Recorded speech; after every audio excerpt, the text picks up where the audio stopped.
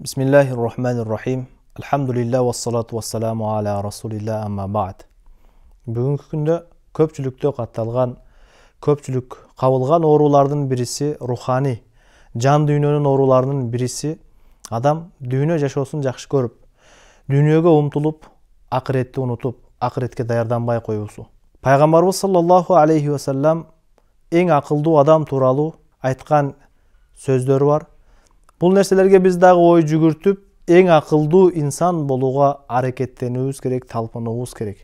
Хадисте пайғамбарымыз саллаллаху алейхи ва саллям айтады: "Әл-каййису ман дана нафсаху ва амила лима ба'дал маут." Ең ақылман инсан, ең данышман инсан ал өз қалауларын тыя біліп, өлімнен кейінгі жашоого даярданған адам.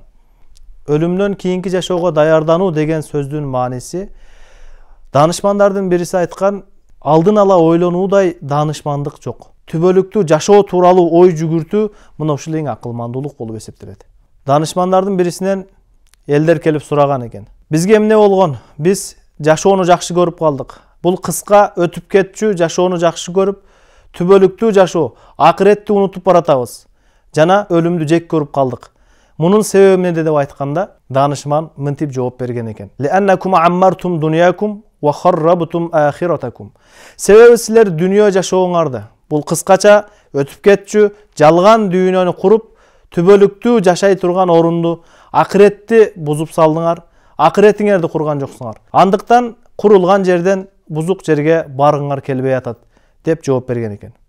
Демек, бул кыска жашоо күн сайын биздин жаштыгыбыз, биздин балалыгыбыз бизди таштап артта калып баратат. Ал эми күн сайын, саат сайын биз болсо картаюуга, бул дүйнөдөн өтүп кетүүгө, жок болууга баратабыз. Андыктан биз негизги максатыбыз болгон акыретке даярдануу, акыретти курууга аракет жасообуз керек. Аллах Таала Кур'ан-ы Каримде айтат: "Астаизу биллахи минаш шайтанир ражим.